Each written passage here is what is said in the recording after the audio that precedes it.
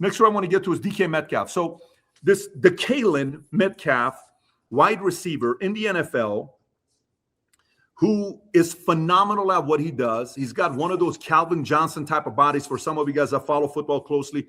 Unlike Adam, this guy, Calvin Johnson, was a great wide receiver for the Detroit Lions. I'm familiar, sir.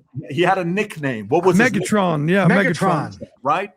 And just like Barry Sanders, he retired early. Here's a football player, DK Metcalf, is on the that's DK Metcalf, okay? Yep. Beast of a guy.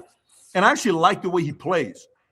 On the sidelines, a fan and him, the first clip we ever see is when he goes and holds the fan's hair. Rob, if you want to play this clip, and watch how much money he lost because of this simple incident and what happened. So this is what we first saw. You want to play the clip? This is him on the sideline pulling a fan's hair, and then boom, hits him. Not going to have great okay, consequences for the Steelers. So this happens. First reaction, what the hell happened? Next thing you know, the story we get is DK Metcalf claims that fan used the N-word. Okay? He used the N-word. Now watch this. Go ahead, Rob. This is a different angle. But now go and show the clip, Rob, of a fan recording it from the back. I sent that one to you as well. And this fan is recording it, and he hears what the fan is saying to DK Metcalf. Do you have that clip, Rob? I sent that one to you as well. This is from an angle from the back. And you hear what he's calling him. And what the guy, DK Metcalf, gets upset about because he's calling him by his name, DK. Okay? Rob, you should have that clip. If you got to, just pull it up to show it. I texted to you as well with the other 2 clips, 3 total. So the fan is looking at this saying, wait a minute, there is no N-word being said. Nobody said the N-word. He didn't say, why are you saying the fan said the N-word? Rob, let us know if you have it or not, because it's in the text that I sent you, Rob. I have it. Go for it.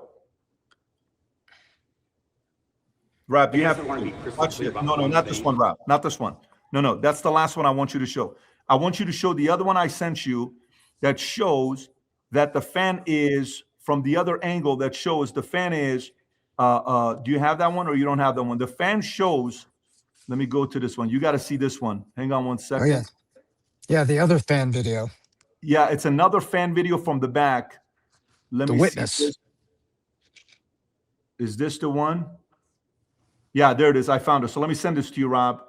My apologies. I didn't send you this one. I sent you the other one. So watch this one, Rob. If you were able to find it. The audience has to see this because nowadays, man, if you don't have this stuff in place and a celebrity can go out there and say, yeah, use the N-word, it's automatic. You're like, dude, your life is ruined for saying something like that. Okay, watch this clip here, Rob. The one I just sent, you should have it. It says, DK doesn't like being called his government name. I don't know what that means, but it says it doesn't like to be called his real name. Government. Fan of calling him the N-word and his mother the C-word. So DK told the NFL that he called him the N-word and his mother the C-word. Can you think about that? But watch this. Go ahead, Rob. New Jersey. Hey, DK, don't sign it. DK, don't sign it. DK. He about to throw them over the way.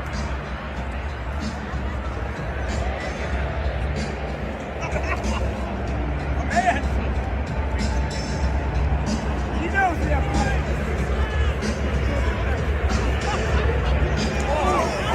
Hey, DK. DK. Yup. DK. Okay. Then this guy does a press conference, gets emotional because he says he's getting death threats. Watch this clip here. The fan. The fan is doing this, and you have to know how much money this cost him. Okay. Not only does DK, is this it? Yeah, go ahead, Rob. To be crystal clear about one thing, I didn't use any racial slurs, no hate speech. I mean, none of that stuff at the game. Actually, never. 15 years season ticket holder for the Lions. I've never done that at all. So, to Kalen, if you're watching this, man, if you could just say that, please. Like, my family's getting threats and stuff, and it's not Cool. So whether you said that or not, I'm sure you didn't want that to happen to the family. Even if you did, like, I forgive you, man. Yeah, that's all I got. Go on. Okay, check this out. Watch what happens here. Number one, NFL suspends him for 2 games. The 2 games he got suspended will cost him $555,000 in salary for those 2 games. But that's not the bigger issue. The bigger issue is early reports indicated that Metcalf had a $45 million guaranteed money that is officially voided due to the suspension. $25 million was guaranteed in 2026 and $20 million was guaranteed in 2027. Because he got suspended those 2 games, he is no longer guaranteed those 25 games. This is reports that came out from a bunch of different guys that were talking about it in the sports media side. So, Vinny, I'll come to you first here. How do you process this when you saw what happened here with DK Metcalf? Well, the first thing, Pat, that you read, good for him, okay? Because your freaking actions have consequences, all right? You signed up to play football. People are gonna talk trash. Deal with it. He called you by your government name, okay? But, Pat, there's a clear pattern here, and people are afraid to say, okay? This isn't the first time that this has been happening where minorities are yelling racism, and they get in trouble for it. Remember Jesse Smollett walking around saying, oh, a noose around his neck, MAGA people in Chicago beat me up, and they said, effing man, and they said the N-word to me, okay? Then it happened again with Bubba Wallace at NASCAR. He's like, by the way, his career was going to crap. Me and Tom talked about this. He's like, they put a noose in our garage. It wasn't a noose. It was just a rope that hangs that opens up and closes the garage. Yelling racism is absolutely ridiculous because it diminishes the word. Like when I say people call Trump Hitler, now the word Hitler is like, no wonder why people in these groups are like, yeah, it's kind of cool. Because if Trump is Hitler, then Hitler's actually not even that bad of a guy, if you really think about it. And what's the other one? Remember the Covington, Nick Sandman? He's just sitting there smiling, and the Indian guy was banging the thing in his head. He just sit there like, oh, that's racist. Oh, he's racist. It's like all 4 of these cases, Pat, accusations come first, then the truth comes in later on. We live in a culture, well, yelling racism is almost like a shield, okay? It shuts down questions, it skips evidence, and then when real racism is going to happen, people are going to be like, okay, man, whatever. We don't want to hear it because it's like the boy who cried wolf. I think it's stupid, Pat. I think it's hard to take stuff like this serious. And again, you want to lie in this day and age, and I'm happy that they had cameras. $45 million. That's not some chump change. I know he's already rich, but good for him. Good for him. And not because that guy's back. Even though he sat there in front of a camera and admitted, I didn't say it, there's a camera, he's still going to get death threats. He's still going to have people looking for him because in this day and age, let's say 80% are going to see it, or maybe 70% are going to see that it was a lie. There's still another 30% out there that's like, that white boy said the N-word, go get his ass. So it's BS. He should pay for his security for a year. That's what DJ, whatever his name is, should freaking give him. It's ridiculous. Well, point one, Taverni, speaking of security, if anybody's been to an NBA game, and I haven't been to an NBA game in a long time, but I know what goes on, and I've seen what happens in the NFL. There is security at the perimeters, and all a player has to do is point to a fan and flip out, and security will come and walk them up and talk to them, and you may get your game ticket, as they called, scratched. They tear your ticket. Back in the old days, it used to be called they tear your ticket and you have to leave the stadium. You're gone. You're kicked out. If you did something really terrible, you're not allowed to come back to that stadium for games. So number one, that. Number two, did DJ Metcalf look like a man who had just been called the most offensive term to his race, and that someone had said one of the most offensive things to his mom? Did he look like that guy? Or did he just like a guy that just said, man, F you, and walk away? That's what I saw. I didn't see a man that looked like he was flipped out. I didn't see a guy that's calling for, there's security there. He knows where they are. He just waves at them and says, I want this guy out. That's how players work. Now, the guaranteed contract, let me share what this means. DJ Metcalf has to stay healthy. If because contracts in certain sports are not guaranteed. They're paid out as a percent of playing time. So if you played 8 games one year and got an ACL, if it's not a guaranteed contract, you only get the 8 games you played, and the second half of that year is unpaid because you were injured. A guaranteed contract goes to the best athletes that say, well, if you want me to sign this, I'll play for you, but it's $20 million a year and it's got to be guaranteed. If I've already been in the league 5 years, they're like, look, this guy's an all-star. This guy's a Pro Bowler. We got to give him the guaranteed contract. But then there's clauses, moral turpitude. You do something crazy. You get drunk. You use drugs. You violate domestic violence, violate the league's policies, and you lose those protections that a superstar. Well, guess what just happened? Because he didn't play for the full year, and because this was a league discipline, now the Pittsburgh Steelers says, well, you better stay healthy because you're going to get your contract if you stay healthy. But if you get hurt now, it's no longer guaranteed. Adam, your thoughts? For DK Metcalf, man, he's one of the most talented players in the NFL. But this was a dumb decision. So, you know, they say that you're the sum of the decisions that you make. Life can turn instantly by one decision, good or bad. You make one stupid decision, your life changes. You lose $40 million. You get in a car accident. You end up in the wrong room. You get arrested. You make the right decision. You end up in the right room. You end up with the right people. Life can change real quickly, real instantly.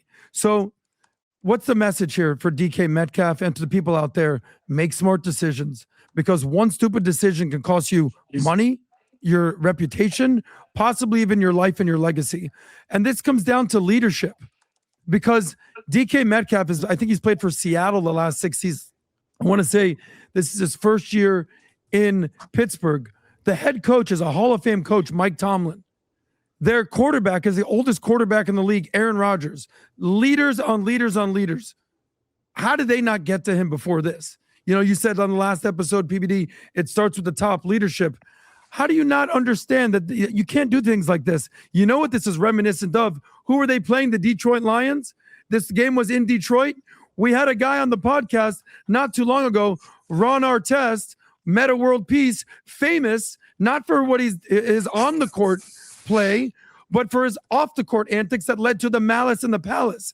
The Palace is where the Detroit Pistons play, right down the street from the Detroit Lions.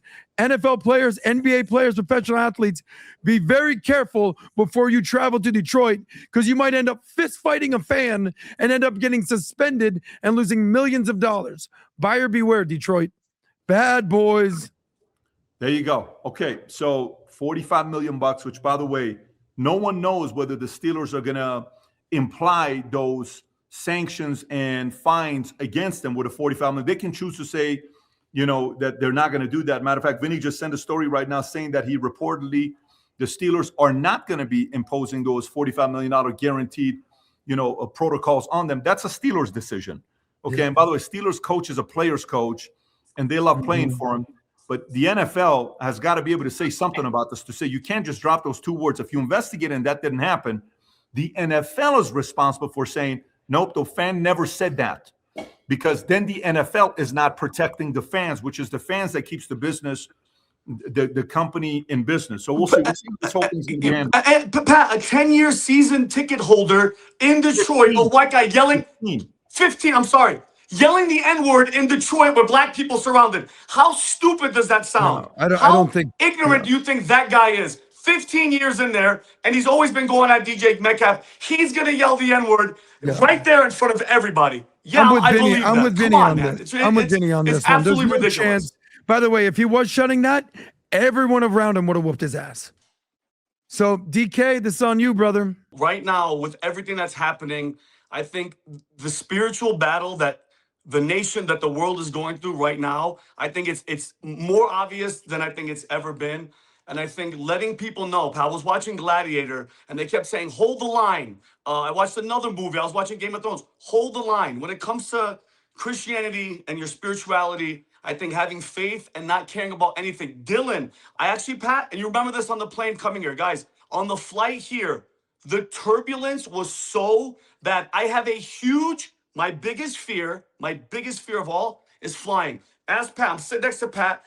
We're dropping, by the way, we're in Aspen. The mountains are like this. The altitude, it's horrible. And we're coming in for landing, and we finally all nervous. And then Pat's like, asked Dylan, like, Dylan, were you worried? Were you worried? Were you scared about anything? And Dylan, how old is Dylan, Pat? 12. Pat? 12. He's 12 years old. Okay, Lumsden Showman. 12 years old goes, Dad. No, I'm not afraid. I have faith because I'm not scared about anything. Because if anything, God forbid, happens, I'm gonna be with God and Jesus Christ in heaven. So again, wearing this shirt, guys, I can't tell you how many messages I get of people seeing the back of Faith Over Fear, and people like, hey, what does that mean? What does Hebrews mean? And then the conversation sparks, and I learned from Dylan at 12 years old, in that moment, what do you have to be afraid of? Nothing. You have nothing to be afraid of if you have faith. And yeah, we have the Faith Over Fear hat. Boom, just like that. And the Valuetainment. Guys, I rock this all the time. And yeah, if you want, go to vtmerch.com and rock it. If you enjoyed this video, you want to watch more videos like this, click here. And if you want to watch the entire podcast, click here.